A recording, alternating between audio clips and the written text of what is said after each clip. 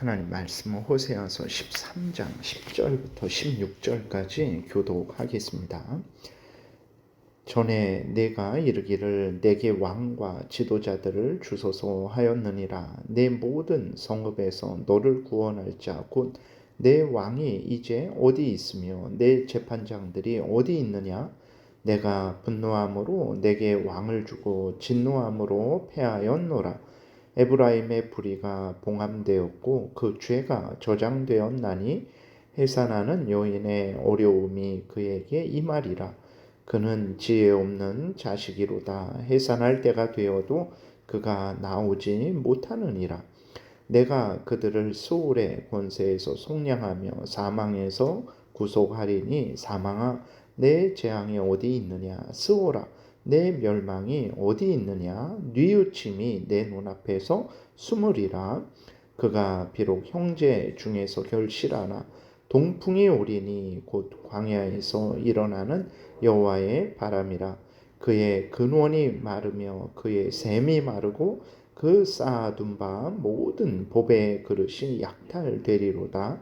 사마리아가 그들의 하나님을 배반하였으므로 형벌을 당하여 칼에 엎드러질 것이요 그 어린아이는 부서뜨려지며 아이벤 여인은 배가 갈라지리라. 아멘. 기도드리겠습니다.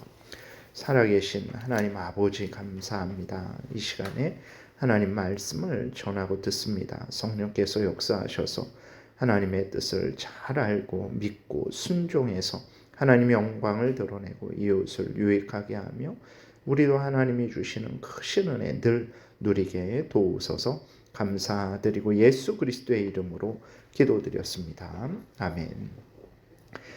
오늘 본문에서도 이제 이스라엘 백성들의 죄를 하나님이 책망하시고 그 죄에 대한 공의의 형벌을 징계를 내리시겠다라는 말씀이 기록되어 있습니다. 10절, 11절 보니까 전에 내가 이르기를 내게 왕과 지도자들을 주소서 하였느니라.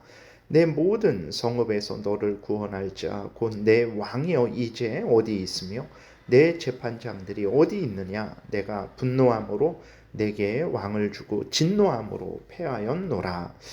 이스라엘 백성들은 이제 하나님이 자신들을 통치하는 것을 싫어했습니다. 이스라엘 백성들은 다른 나라들 같이 인간의 왕이 자신들을 통치하고 자신들을 보호해 주기를 원했어요. 왜 하나님이 통치하는 것을 싫어했을까요? 그러니까 다른 나라들과 같은 삶을 살고 싶어서이기도 할 것입니다. 그러니까 우리들도 그리스도인들이 이 땅에서 살아갈 때 좀 유별나죠. 그리스도인들이 뭐 주의를 지키는 것도 그렇고 뭐 하나님 모든 일에 있어서 하나님을 생각하는 것도 그렇고 항상 그 교회 중심으로 또 살아가는 것도 그렇고 이제 우리들이 온전한 믿음을 가지고 있을 때에는 그것이 마땅한 것이고 당연한 것이고 복된 것으로 우리가 여기는데 우리 믿음이 온전해지지 않을 때에는 그것들이 어떤 부담이 되고 싫죠. 그냥 평범하게 다른 사람들 같이, 다시 말해서 믿지 않는 사람들과 같이 그냥 그렇게 살고 싶은 그러한 마음이 듭니다. 아마 이스라엘 백성들도 자신들이 주변 나라들과 비교해 봤을 때 너무 독특한 거죠. 살아계신 하나님의 백성으로서 살아가야 되는 것이 싫었을 수도 있습니다. 두 번째로는 이제 하나님이 왕이신데 보이지 않죠. 그러니까 눈에 보이는 인간왕을 더 원한 것일 수도 있습니다. 그러니까 눈에 보이지 않는 하나님을 섬기는 것보다 눈에 보이는 인간을 섬기는 게 더 좋죠. 어떤 직접 눈에 보니까 더 현실감도 있고 직접 가서 이야기할 수도 있고 또 당장 눈에 보이지 않으면 내 마음대로 살아도 되니까 살아계신 하나님을 믿고 섬기는 것보다는 눈에 보이는 인간왕을 원한 인간왕을 섬기는 것이 더 아마 이스라엘 백성들에게 좋았을 것이다. 뭐 이렇게 생각을 할 수 있어요.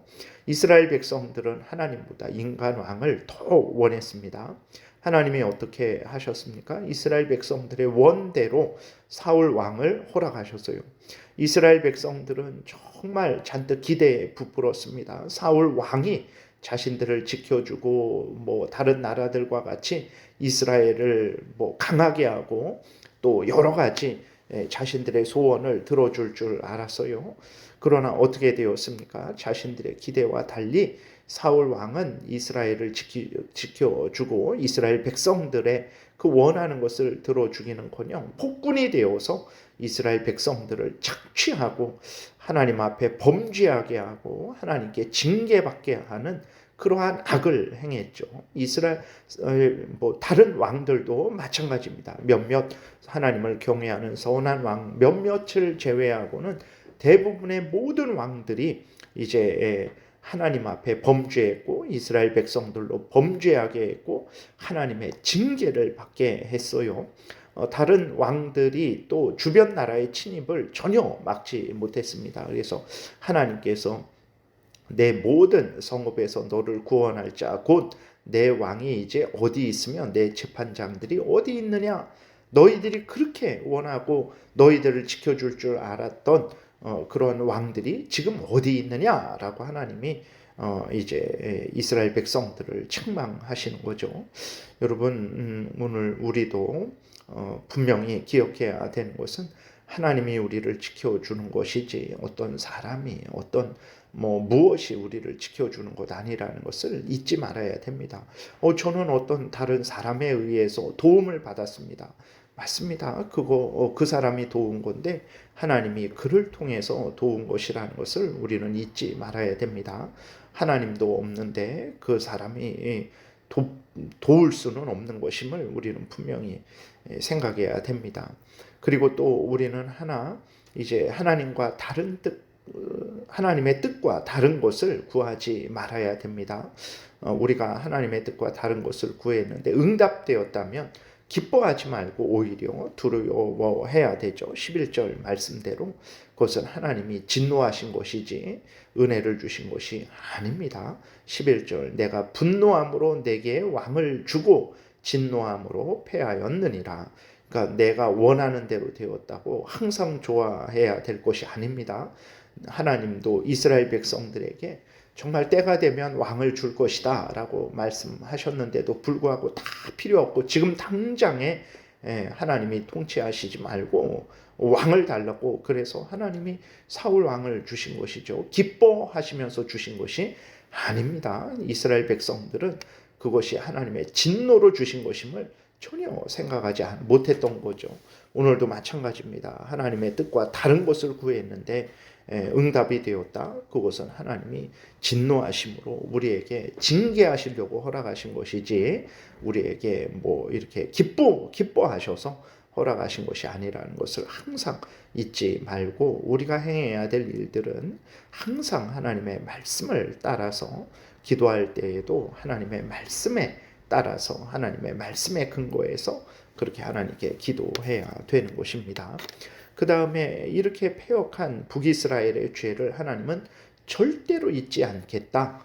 반드시 그것을 보관하겠다라고 말씀을 하시죠. 그리고 때가 되면 반드시 심판하실 것임을 말씀하십니다. 12절 13절에 보니까 에브라임의 불의가 봉함되었고 그 죄가 저장되었나니 해산하는 여인의 어려움이 그에게 임하리라. 그는 지혜 없는 자식이로다. 해산할 때가 되어 그가 나오지 못하느니라. 아기가 뱃속에서 나오지 못하죠. 출산하는 법을 엄마가 모릅니다. 갓난 아기는 어떻게 엄마 뱃속에서 나오는 법을 알 수 있겠습니까? 그 갓난 아기도 모르는 거죠. 결국은 어떻게 됩니까? 태아가 뱃속에서 나오지 못하고 죽어버리게 되는 거죠. 이스라엘이 이와 같이 된다라는 것입니다. 아기를 낳아야 되는데 그 엄마도 아기를 낳는 법을 모르고 뱃속에 있는 아기도 아기가 엄마 뱃속에서 나오는 법도 모르는 거죠. 결국은 심각한 상황에 이르게 되는데 바로 이스라엘 백성들이 이렇게 어리석은 상태라는 거예요. 결국은 멸망하게 될 것이다 라고 하나님이 말씀을 하시죠. 왜 그렇습니까? 12절에 에브라임의 불의 때문에 죄 때문에 그렇게 된 것이다. 하나님이 그 죄를 간과하시지 아니하시고 반드시 그 죄를 기억하시고 때가 되면 하나님께서 그의 합당한 형벌을 내릴 내린 것이기 때문에 그런 거죠. 그러므로 오늘 우리도 마찬가지입니다. 우리가 어떤 범죄를 했는데, 잘못을 했는데 아무런 문제가 없어요. 하나님이 모르셔서 그냥 넘어가신 거 아닙니다. 하나님은 다 기억하고 계시고 하나님의 때가 있는 거예요. 하나님이 경고하시고 또 고치시기를 원하셔서 기회를 주셔서 하나님이 당장에 우리에게 벼락을 내리시지 않는 것이지, 하나님이 모르셔서 그냥 그래도 되니까 라고 생각해서는 절대로 안 됩니다. 에브라임의 불의가 봉함되었고 그 죄가 저장되었나니 하나님이 그 죄를 다 알고 계시고 기억하고 계신 거예요. 회개할 기회를 줄 때 우리는 속히 회개하고 돌이켜야 되는 것입니다.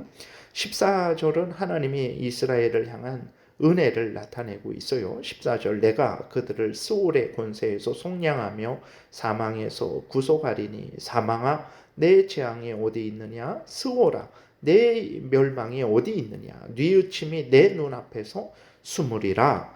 스올은 이제 무덤, 죽은 사람들이 가는 곳을 나타내는 거죠. 하나님은 이스라엘 백성들을 사망에서, 죽음에서, 무덤에서 건지시는 구원주 하나님이시라라는 것을 분명히 드러내고 있어요. 그런데도 이스라엘 백성들은 하나님을 버리고 인간 왕을 이제 원했던 것이죠. 그리고 우상을 섬겼던 것입니다. 이스라엘 백성들이 얼마나 정말 악한지, 어리석은지를 우리가 분명히 알게 됩니다. 이러한 악하고 어리석은 자들은 이제 그 악하고 어리석음에 대한 대가를 치르게 됩니다. 15절, 16절, 그가 비록 형제 중에서 결실하나 동풍이 오리니 곧 광야에서 일어나는 여호와의 바람이라. 우리나라는 뭐 동풍이 이렇게 좋은 의미인데 이스라엘 땅에서는 아주 건조하고 메마르고 그러한 아주 별로 좋지 않은 바람입니다. 그의 근원이 마르며 그의 샘이 마르고 그 쌓아둔 바 모든 보배의 그릇이 약탈되리로다. 이것은 동풍을 통해서 이제 바벨론을 나타내는 거죠. 하나님을 거역하고 하나님을 멀리하고 하나님의 말씀을 어기고 우상을 숭배하는 자들에게 동쪽에서 그 바벨론이 일어나서 이제 이스라엘 백성들을 치는 것을 또 나타내는 것입니다. 16절, 사마리아가 그들의 하나님을 배반하였으므로 형벌을 당하여 칼에 엎드러질 것이요 그 어린아이는 부서뜨려지며 아이벤 여인은 배가 갈라지리라 그랬어요. 여러분, 하나님을 거역하고 범죄하며 회개하고 돌이키지 않는 자들의 그 끝은 이루 말할 수 없습니다. 오늘 본문에서 어린아이가 부서뜨려지며 바벨론이 쳐들어와서 아이를 잡고 바위에 던져서 아기가 정말 목숨을 잃게 되고 임신한 여인의 배가 갈라져서 죽임을 당하게 되는 일들이 실제로 있었죠. 얼마나 끔찍합니까? 근데 지옥에 비하면 이것은 아무것도 아니죠. 지옥에서 받는 형벌은 정말 이루 말할 수 없는 큰 무서운 형벌이라는 것을 우리가 잊지 말아야 되겠습니다. 하나님을 경외하고 하나님의 뜻 따라 살아가는 것, 그리스도인들조차도 뭐 꼭 이렇게 살아야 되냐, 내가 희생을 하고 있다, 내가 인생의 어떤 재미를 내가 손해보고 있다라고 그렇게 말을 하고 있는데 그것은 참으로 악한 말입니다. 하나님이 정말 이 무서운 형벌로부터, 죄의 형벌로부터 우리를 건져 주셨는데 은혜는 모르고 마치 자기가 하나님을 위해서 무엇을 보태는 양, 그리고 하나님을 믿고 섬기는 것을 뭐 무슨 큰 손해 보는 것인 양 그렇게 생각하는 것이야말로 참으로 배은망덕한 일이라는 것을 우리가 잊지 말아야 됩니다. 우리가 예수 그리스도를 믿음으로 말미암아서 이 무서운 재앙으로부터 건짐을 받았다라는 것을 생각하고 항상 하나님을 경외하고 하나님께 감사하며 모든 삶을 기쁨으로 자원함으로 우리가 하나님을 섬겨야 되겠습니다. 기도드리겠습니다.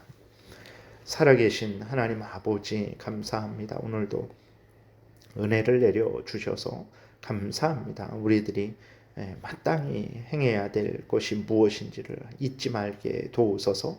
구원주 하나님이시라는 사실, 하나님을 경외하고 의지하고 하나님 뜻 따라 살아가는 것이 우리의 본분이고 그것이 우리의 복이 되고 이웃을 복되게 하고 하나님의 영광을 드러내는 일이라는 것을 분명히 믿고 항상 하나님을 경외하며 하나님의 말씀을 따르는 우리 모두가 되게 도우소서. 감사드리고 예수 그리스도의 이름으로 기도드렸습니다. 아멘. 하늘에 계신 우리 아버지요, 이름이 거룩히 여김을 받으시오며 나라에 임하옵시며 뜻이 하늘에서 이루어진 것 같이 땅에서도 이루어지이다. 오늘날 우리에게 일용할 양식을 주옵시고 우리가 우리에게 죄 지은 자를 사하여 준 것 같이 우리의 죄를 사하여 주옵시고 우리를 시험에 들게 하지 마옵시고 다만 악에서 구하옵소서. 대개 나라와 권세와 영광이 아버지께 영원히 있사옵나이다. 아멘. 지금은 우리 구주 예수 그리스도의 은혜와 하나님 아버지의 크신 사랑과 성령의 교통하심이 하나님을 경외하고 하나님을 의지하고 하나님 명령 따라 복된 신앙생활하고자 은혜 구하며 돌아가는 하나님의 택한 백성들 머리 위에 지금부터 영원토록 함께 있을지어다. 아멘.